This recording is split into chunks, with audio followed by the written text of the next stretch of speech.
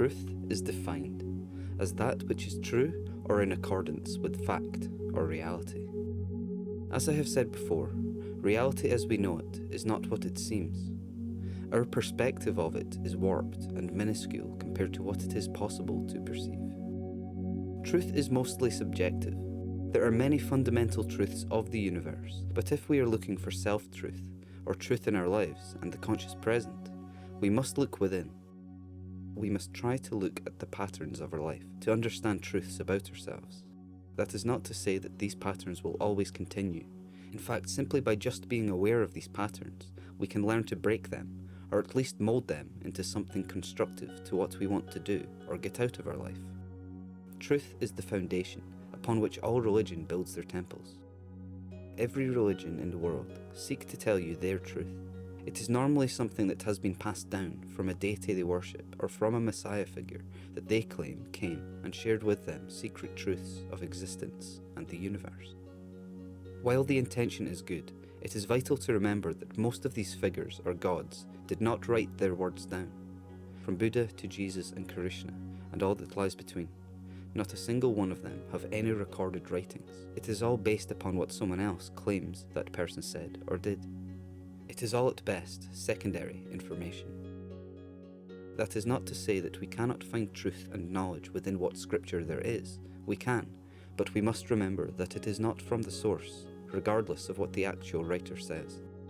If we look at any of these religions as a whole, take Buddhism or Christianity for instance, we will see that within themselves they are not cohesive.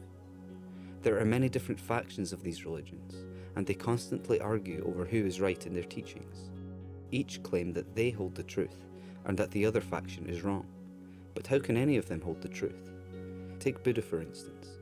He came and shared his fundamental truths roughly 2,500 years ago. He did not write them down, and so each of his followers then went forth and shared that truth from their perspective, and so on and so forth until the present day. And now there are so many versions or interpretations of this original truth, so who really knows what the truth is? It's important to know that the truth of 2,000 years ago is not the truth of today. The truth of 100 years ago is not even the truth of today either, as psychology, perspective, and the general way of life is constantly evolving and changing. So how could any of these things still be fully relevant? We have to be aware that these ancient writings were written in a much different way and from a much different perspective than we have today. We have to try to separate the bells and whistles that have been added over time to these stories to make them seem more magical and divine. I would say that it's okay to keep some of the magical and mystical embedded in these stories if they can be related to your own personal experiences. To me, the ultimate truth is that we can only find truth in our conscious present through the means of being mindfully aware of how the universe works, how our minds work, and through cause and effect. We really just cannot know if something is true or not unless we experience it consciously in a present moment and understand all of the different ways that these experiences can be taken. Yes, there are some things that we simply have to take as truth, like the sciences and other things that cannot be perceived. But there are also many ways that you can find to demonstrate or understand these scientific truths. Fiction is the lie through which we tell the truth. In my video on fractals, I touched upon Carl Jung's concept of the archetypes. A simple way of describing these are as entities or beings, gods if you would, that exist in our unconscious minds and play out narratives through our lives. They work in a fractal way. By this I mean that as they play out over the course of our whole lives, they also play out in certain situations and moments throughout our lives.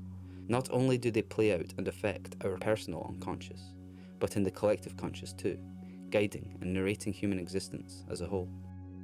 This is a concept I urge you to research on your own and try to make sense of, as I believe that understanding the archetypes is and will be a key element in the progress of humanity. You can see the effect of these archetypes play out in all of our creative entertainment. Books, films, and TV shows all construct their narratives around these stories from our unconscious. This makes a lot of sense, seeing as all of our creativity and intuition comes from the unconscious and the collective unconscious.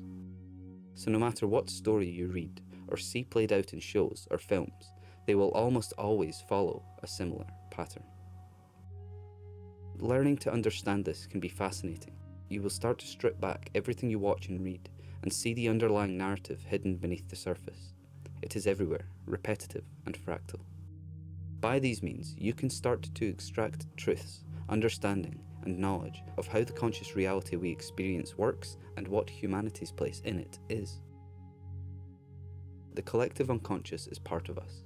It rests deep in the back of our minds, and we are unable to fully tap into it consciously. Within it lies all of the knowledge and understanding of the entire universe, or at least of humanity's existence, so it would make sense that the stories and narratives that we extract from it, or that come to us from it, will have truths layered within.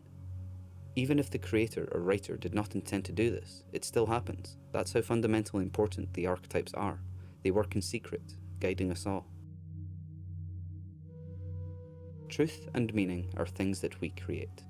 It is up to us to find and assign meaning and truth in the conscious present from a mindful and fully aware perspective. All of the truth and meaning we search for in our lives is right in front of our eyes. It is hidden and layered within all of the creative things we do. You have all of the answers inside of you. They are simply just locked away. We can release this knowledge within us at any time, simply by being creative and following our intuition. You might not be aware of it at the time. It may take an element of trust. Trust in yourself and trust in the universe. You can find a way to reveal truth and meaning in everything around you. All you have to do is look and see beyond what your eyes can show you. You have 3 eyes, 2 to look and 1 to see. Thanks for watching, and stay tuned for the next episode.